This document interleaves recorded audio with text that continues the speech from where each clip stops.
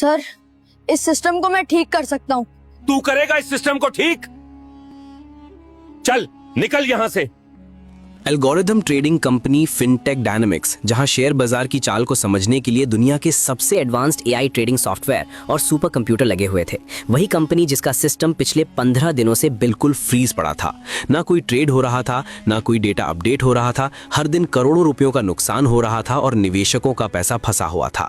दुनिया भर से बड़े बड़े क्वांट एनालिस्ट, डेटा साइंटिस्ट और कोडिंग एक्सपर्ट बुलाए गए। लाखों रुपए की कंसल्टिंग फीस दी गई, सर्वर बदले गए, कोड की एक एक लाइन चेक हुई, लेकिन वो ट्रेडिंग सॉफ्टवेयर टस से मस नहीं हुआ।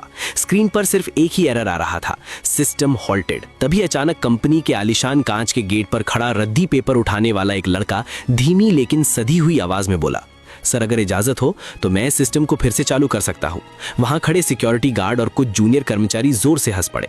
किसी ने उसे पागल कहा तो किसी ने डांटते हुए कहा, चल हट यहां से, ये शेयर बाजार है, सब्जी मंडी नहीं। लेकिन वही लड़का कुछ ही देर में वो कर दिखाने वाला था जिसकी कल्पना बड़े बड़े आईआईटी और विदेशी डिग्री वाले एक्सपर्ट्स ने भी नहीं की थी। दोस्तों, अब सवाल ये है, आखिर ये रद्दी बिनने वाला बच्चा था कौन और उसे कैंडलस्टिक चार्ट और कोडिंग की इतनी गहरी समझ कहां से आई? कंपनी के मालिक राजीव मल्होत्रा आज बेहद परेशान थे। पूरी कंपनी में मातम जैसा सन्नाटा था। डीलर्स के चेहरों पर पसीना था और रिस्क मैनेजमेंट टीम में अफरा तफरी मची हुई थी, क्योंकि उनका 500 करोड़ का अल्फा प्रोजेक्ट पिछले 15 दिनों से ठप पड़ा था। ये एक ऐसा ऑटोमेशन सिस्टम था जो कंपनी की रीढ़ था, लेकिन असली खराबी कोई पकड़ ही नहीं पा रहा था। हर गुजरते पल के साथ कंपनी के शेयर का दाम गिरता जा रहा था और साख मिटती जा रही थी। कंपनी के सबसे ऊपर वाले फ्लोर पर बने वॉर रूम में माहौल बेहद तनावपूर्ण था। राजीव मल्होत्रा ने झुंझलाहट में कॉन्फ्रेंस टेबल पर जोर से मुक्का मारा और चिल्लाए, पूरे 15 दिन बीत चुके हैं, मार्केट क्रैश हो रहा है और हमारा सिस्टम सो रहा है। इस एल्गोरिथम को बनाने में अरबों रुपए झोंके गए हैं और रिजल्ट जीरो। कमरे में खड़े सभी सीनियर डेवलपर्स और एनालिस्ट के चेहरे उतरे हुए थे। डर और दबाव साफ झलक रहा था। तभी हेड ऑफ टेक्नोलॉजी ने हिम्मत जुटाकर जवाब दिया, सर हमने सिस्टम का हर लूप और लॉजिक चेक कर लिया है। हार्डवेयर, नेटवर्क, डेटा फीड, तकनीकी रूप से सब कुछ बिल्कुल सही लग रहा है। ऐसा लग रहा है जैसे सिस्टम ने खुद ही काम करने से मना कर दिया हो। दूसरा बोला, सर अमेरिका से भी एक्सपर्ट्स ऑनलाइन जुड़े हुए हैं, लेकिन किसी को समझ नहीं आ रहा कि समस्या कहाँ है।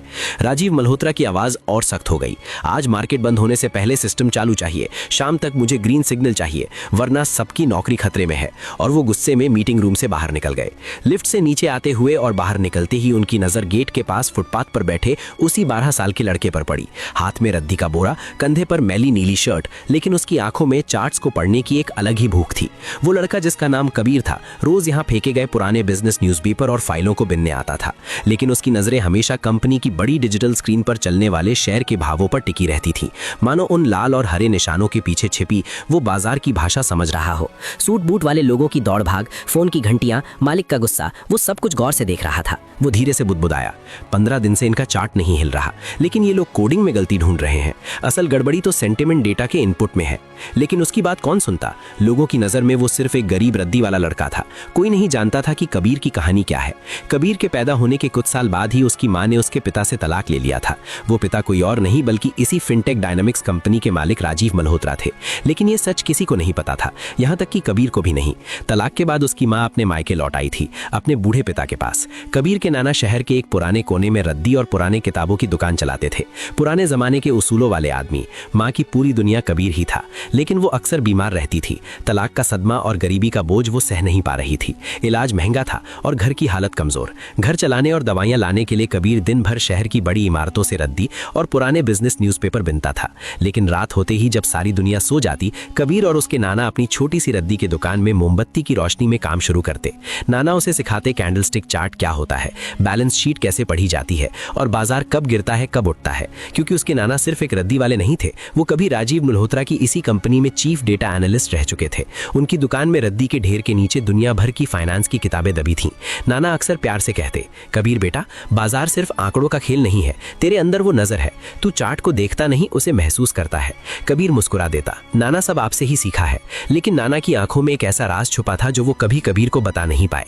कबीर सिर्फ मेहनती नहीं था, वो जन्म से ही एक ट्रेडिंग जीनियस था। लेकिन यही जीनियस बच्चा दिन में अपनी माँ के इलाज के लिए रद्दी कागज उठाता और रात में शेयर बाजार की पेचीदा भाषा सीखता।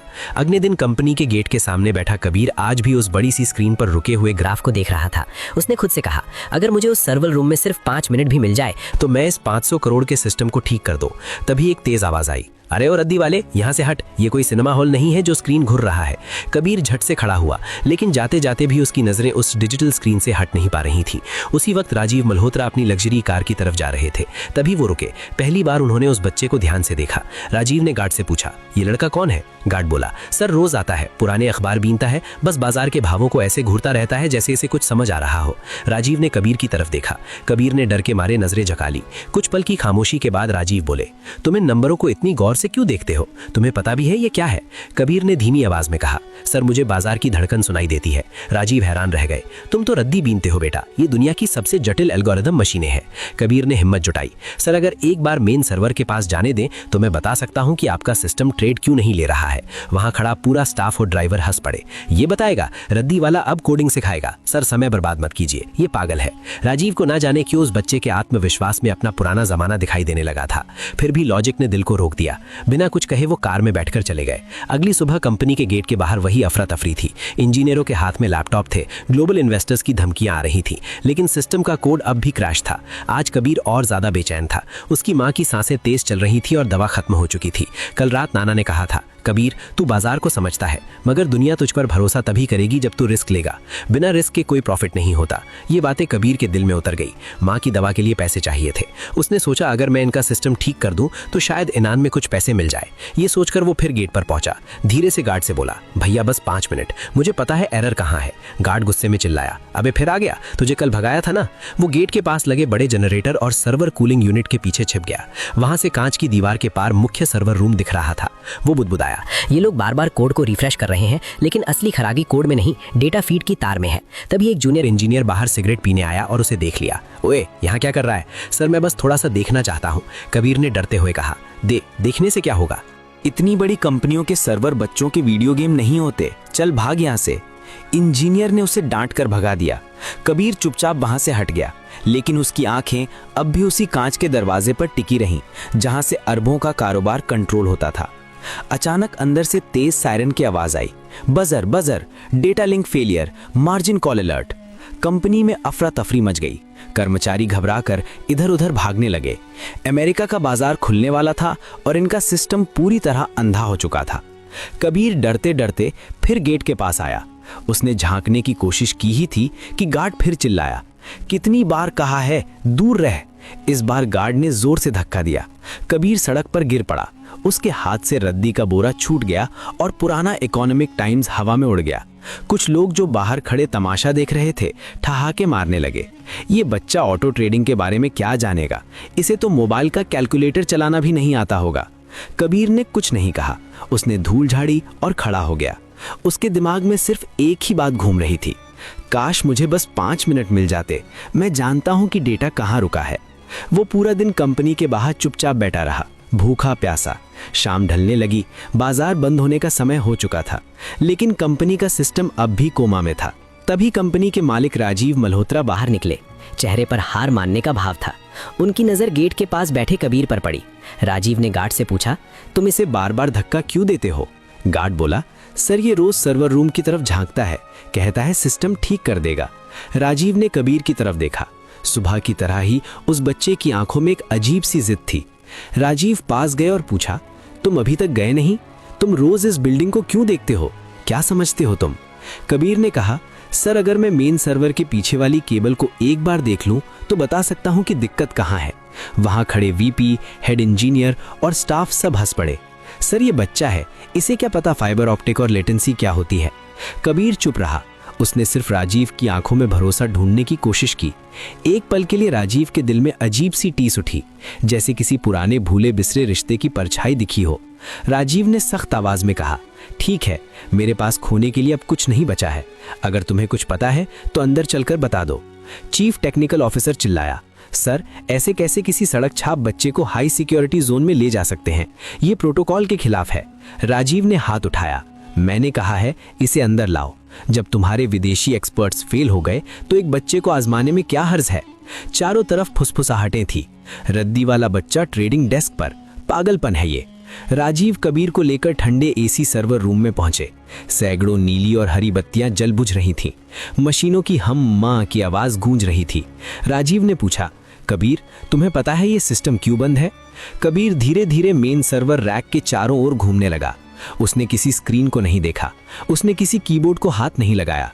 वो जमीन पर झुक गया जहां हजारों तारों का जंजाल था। उसने कान लगाकर पंखे की आवाज सुनी, फिर हवा के बहाव को महसूस किया। अचानक वो रुका, सर्वर के सबसे निचले हिस्से में जहां धूल जमी थी। उसने उंगली से इशारा किया और बोला, सर, सर्वर क्रैश नहीं हुआ है, इसे किसी ने चोक किया है। सब हैरान रह गए। क्या मतलब? कबीर बोला, सिस्टम खुद नहीं रुका, इसके डेटा फीड पोर्ट की क्लिप को आधा निकाला गया है। ये कोई तकनीकी खराबी नहीं है, ये किसी का इरादा है। एक सीनियर इंजीनियर ने गुस्से में कहा, यह नामुमकिन है। उस पोर्ट तक पहुंचने के लिए बायोमेट्रिक लॉक खोलना पड़ता है और पिछले 2 दिनों से वहां कोई नहीं गया। कबीर ने रैक के पीछे एक छोटे से खुले वेंटिलेशन पैनल की ओर इशारा किया। नहीं सर, अगर कोई इस वेंट के जरिए एक लंबा पेचकस डाले तो बिना लॉक खोले भी क्लिप को ढीला किया जा सकता है। सबने जाकर देखा। वेंटिलेशन का जाल थोड़ा मुड़ा हुआ था और अंदर असली फाइबर केबल अपनी जगह से बाल बराबर हिली हुई थी। मतलब कबीर बिल्कुल सही था। राजीव के चेहरे का रंग उड़ गया। उसने कहा, तो इसका मतलब यह है कि किसी ने जानबूझकर कंपनी को बर्बाद करने की साजिश रची है। फिर वो कबीर की तरफ मुड़े, लेकिन तुम्हें यह सब कैसे समझ आया बेटा? कबीर ने मासूमियत से जवाब दिया, सर, मैं रात को अपने नाना की दुकान में पुराने सीपीयू और रेडियो ठीक करता हूँ। नाना कहते हैं अगर आवाज़ सही है और मशीन नहीं चल रही तो समझो किसी ने उसकी सांस रोक रखी है। बस वही देखा मैंने। राजीव ने गंभीर होकर पूछा, अगर मैं कहूँ कि सिस्टम को ऑनलाइन कर दो तो क्या कर पाओगे? ये सुनते ही इंजीनियर घबरा गए। सर, ये मजाक नहीं है। अगर गलत केबल जुड़ गई तो हमारा पूरा डेटाबेस उड़ जाएगा, 500 करोड़ जीरो हो जाएंगे। राजीव ने किसी की नहीं सुनी। उसने सिर्फ कबीर की तरफ देखा। बोलो, तैयार हो? कबीर ने पहली बार हल्की सी मुस्कान के साथ कहा, जी सर, रिस्क है तू ही इश्क है, मतलब कोशिश करूंगा। उस एक लाइन ने पूरे हॉल को खामोश कर दिया। कबीर झुककर सर्वर रैक के नीचे फॉल्स फ्लोरिंग के तंग अंधेरे हिस्से में घुस गया। वहां धूल और केबलों का जंजाल था। जैसे ही टॉर्च हाथ में आई, कबीर ने अंदर झांका और तुरंत बोला, सर देखिए, ये फाइबर लिंक यहां नहीं होना चाहिए था। इंजीनियर झुककर देखने लगे और अचानक चौंक गए। ये तो बैकअप सर्वर की केबल है, इसे मेन लाइन में किसने जोड़ दिया? कबीर ने बहुत सावधानी से उस केबल को पकड़ा, धीरे धीरे उसे घुमाया और बिल्कुल सही पोर्ट में क्लिक की आवाज के साथ फिट कर दिया। इंजीनियर दंग रह गए। हम हजारों लाइनों का कोड चेक कर रहे थे और गलती हार्डवेयर के एक छोटे से पोर्ट में थी। इस बच्चे ने 2 मिनट में पकड़ ली। कबीर फिर सिस्टम के दाईं ओर गया जहां पावर सप्लाई यूनिट थी। वो यूनिट हल्की हल्की हमिंग आवाज कर रही थी। उसने हाथ रखा और अचानक पीछे हट गया। सर, अगर इसे अभी ऑन किया गया तो पूरा सिस्टम उड़ जाएगा। उड़ जाएगा, सब एक साथ बोल पड़े। लेकिन क्यों? कबीर ने पावर बॉक्स की तरफ इशारा किया। सर, इसकी वायरिंग बदल दी गई है। अर्थिंग की तार को फेस के साथ जोड़ दिया गया है। जैसे ही करंट दौड़ेगा, ये 440 वोल्ट का झटका सीधा मदरबोर्ड को देगा। सारा डेटा जलकर राख हो जाएगा। ये कोई गलती नहीं, ये एक जाल है। राजीव को कबीर की पहली बात याद आ गई। सर, सिस्टम को किसी ने रोका है। अब सब कुछ साफ हो चुका था। कोई गद्दार कंपनी के अंदर ही था। कबीर ने हिम्मत से कहा, सर, मुझे सिर्फ 15 मिनट दीजिए। मुझे एक वायर कटर और टेप चाहिए। अगर मैं गलत हुआ तो मैं खुद यहाँ से हमेशा के लिए चला जाऊंगा। राजीव ने बिना सोचे कहा, शुरू करो। कबीर ने औजार मांगा। इंजीनियर हिचक रहे थे, लेकिन मालिक का आदेश था। कबीर ने केबलों को काटा, सही तार पहचाने और उन्हें दोबारा टेप किया। उसके माथे से पसीना टपक रहा था, लेकिन हाथ नहीं कांप रहे थे। 15 मिनट पूरे हुए। कबीर सिस्टम के मेन कंसोल के सामने खड़ा हुआ। सर, अब एल्गो रन किया जा सकता है। सब घबरा गए। अरे अभी मत कीजिए, अगर ब्लास्ट हो गया तो। लेकिन राजीव ने किसी की नहीं सुनी। उसने सीधे कबीर की तरफ इशारा किया, तुम ही एंटर दबाओ। कबीर धीरे धीरे कीबोर्ड के पास गया, एक लंबी सांस ली और एग्जीक्यूट बटन दबा दिया। हॉल में सन्नाटा छा गया। 1 सेकंड, 2 सेकंड, अचानक स्क्रीन पर हजारों नंबर भागने लगे। लाल रंग के एरर हट गए और हरे रंग के प्रॉफिट चार्ट्स ऊपर जाने लगे। सिस्टम लाइव हो चुका था। 15 दिनों से सोई हुई कंपनी आज एक रद्दी वाले बच्चे की उंगलियों से जाग उठी। हॉल में चारों तरफ तालियों का शोर मच गया। राजीव ने राहत की सांस ली और धीमी आवाज में कहा, कबीर, तुमने कर दिखाया। इंजीनियर जश्न मना रहे थे, लेकिन राजीव के दिमाग में अब सिर्फ एक सवाल घूम रहा था, ये बच्चा है कौन? राजीव कबीर के पास आया। उसकी आवाज बहुत नर्म थी। बेटा, तुम हो कौन? सच बताओ। सर, मैं कोई नहीं हूं। राजीव ने सिर हिलाया। नहीं, कोई साधारण रद्दी बीनने वाला बच्चा इतने जटिल सर्वर को यूं नहीं ठीक कर सकता। तुम्हारे अंदर वो डीएनए है जो बाजार को समझता है। फिर उसने पूछा, तुम इस कंपनी में बार बार क्यों आते थे? कबीर ने धीरे से कहा, सर, मेरी माँ बहुत बीमार रहती हैं। उनकी दवाइयों के लिए मैं रद्दी बीनता हूँ। रात में नाना की पुरानी दुकान में चार्ट पढ़ना सीखता हूँ। वहीं से मुझे पता चला कि मशीनें कैसे बात करती हैं। इंजीनियर और स्टाफ एक दूसरे को देखने लगे। एक रद्दी वाला बच्चा और इतनी गहरी समझ? राजीव ने धीरे से पूछा, तुम्हारे पिता? मुझे नहीं पता सर, मैंने उन्हें कभी देखा नहीं। तुम्हारी माँ का नाम क्या है? कबीर ने अपनी जेब से पसीना पोंछते हुए जवाब दिया, सर, आराध्या शौर्य। ये नाम सुनते ही राजीव के पैरों तले जमीन खिसक गई। कमरे का शोर जैसे उसके लिए बंद हो गया। आराध्या शौर्य, वही नाम जिससे वो 12 साल पहले अपने अहंकार और काम के पागलपन में तलाक ले चुका था। राजीव ने कांपती आवाज में पूछा, तुम नाना के साथ कहाँ रहते हो? कबीर ने सिर झुकाकर कहा, माँ कहती है पापा ने हमें छोड़ दिया था। वो अपने करियर और पैसे के पीछे भागते भागते बहुत दूर निकल गए और फिर कभी लौट कर नहीं आए। राजीव वहीं जमीन पर उस ठंडे सर्वर रूम में घुटनों के बल बैठ गया। उसने खुद को संभालते हुए पूछा, क्या तुम्हारी माँ ने कभी तुम्हें तुम्हारे पापा की तस्वीर दिखाई? नहीं सर, माँ कहती है कुछ तस्वीरें फाड़ दी गईं और कुछ पुरानी फाइलों में खो गईं। इतना सुनते ही राजीव की आंखों से आंसू टपक पड़े। अब उसे यकीन हो चुका था, ये बच्चा वही है, उसका अपना खून, उसका खोया हुआ इन्वेस्टमेंट जो आज ब्याज समेत वापस मिला था। राजीव कांपती आवाज में बोला, कबीर, तुम मेरे। वो पूरा वाक्य बोल नहीं पाया, गला भर आया। उसने दोनों हाथों से कबीर का चेहरा थाम लिया। बेटा, तुम बिल्कुल मेरे जैसे क्यों लगते हो? क्योंकि शायद तुम मेरे ही बेटे हो। पूरी कंपनी में जैसे सन्नाटा छा गया। कर्मचारी कानाफूसी करने लगे। क्या, मालिक का बेटा? कबीर डर गया। नहीं सर, ऐसा मत कहिए। मेरी माँ, हम बहुत गरीब हैं, आप इतने बड़े आदमी हैं। राजीव ने तुरंत कहा, गरीबी किसी रिश्ते की वैल्यूएशन कम नहीं करती बेटा। और अगर तुम मेरे बेटे निकले तो आज तुमने सिर्फ कंपनी का सिस्टम नहीं, मेरी पूरी जिंदगी की बैलेंस शीट ठीक कर दी है। राजीव ने तुरंत अपनी कार निकाली। चलो कबीर, मुझे तुम्हारी माँ से मिलना है। अगले घंटे शहर की तंग गलियों और पुरानी इमारतों के बीच राजीव की महंगी कार रुकी। वहां रद्दी और पुरानी किताबों का एक छोटा सा गोदाम था। बाहर एक टूटी हुई कुर्सी पर एक औरत बैठी थी, सर पर दुपट्टा, थका हुआ चेहरा, लेकिन आंखों में वही स्वाभिमान। आराध्या, वही औरत जिसे उसने 12 साल पहले एक छोटी सी गलतफहमी और अहंकार में तलाक दे दिया था। आराध्या ने उसे देखा, पहचान गई, लेकिन चेहरे पर खुशी नहीं, सिर्फ पुराने जख्म थे। तुम यहाँ क्यों आए हो? आराध्या ने ठंडी आवाज में पूछा। राजीव बोला, मुझे कबीर के बारे में जानना है। कबीर दौड़कर माँ के पास गया। माँ, इन्होंने मशीन ठीक करवाई और अब। आराध्या घबरा गई। उसे परेशान मत करो राजीव, वो दिन रात रद्दी बीनता है मेरे इलाज के लिए, उसे तुम्हारी दौलत नहीं चाहिए। राजीव की आवाज भर्रा गई। आराध्या, क्या कबीर मेरा बेटा है? आराध्या की आंखें भर आईं। कुछ पल खामोशी रही, फिर वो बोली, हाँ राजीव, कबीर तुम्हारा ही बेटा है, वही जिसे तुम एक बोझ समझकर छोड़ गए थे। राजीव फूट फूट कर रो पड़ा। कबीर कुछ समझ नहीं पा रहा था, लेकिन माँ बाप को इतने साल बाद एक साथ देखकर उसका दिल भारी हो गया। राजीव कबीर के सामने घुटनों पर बैठ गया। बेटा, मैंने अपनी जिंदगी में बहुत प्रॉफिट कमाया, लेकिन सबसे बड़ा लॉस यही था कि मैंने तुम्हें और तुम्हारी माँ को खो दिया। मुझे माफ कर दे। कबीर रोते हुए बोला, तो आप ही मेरे पापा हैं, क्या आप अब हमें छोड़कर नहीं जाओगे? कभी नहीं बेटा, कभी नहीं। ये वो पल था जिसे किस्मत ने 12 साल तक होल्ड करके रखा था। फिर राजीव ने एक और सच बताया। जिस इंजीनियर ने सर्वर की वायरिंग बदली थी और कबीर को रोका था, पुलिस ने उसे पकड़ लिया है। एक दुश्मन ब्रोकरेज फर्म ने उसे पैसे दिए थे हमारा सिस्टम हैक करने के लिए, लेकिन उन्हें नहीं पता था कि मेरा असली सिक्योरिटी सिस्टम मेरा बेटा बनकर गेट पर खड़ा था। राजीव मुस्कुराया। बेटा, आज से तुम मुझे सर नहीं कहोगे, मैं तुम्हारा पिता हूं और तुम फिनटेक डायनामिक्स के असली वारिस हो। राजीव ने आराध्या का पूरा इलाज करवाया। कबीर को शहर के सबसे अच्छे स्कूल में दाखिला मिला, जहां अब वो रद्दी नहीं बल्कि रोबोटिक्स और फाइनेंस पढ़ता है। उसके नाना को कंपनी में मानद सलाहकार का पद मिला।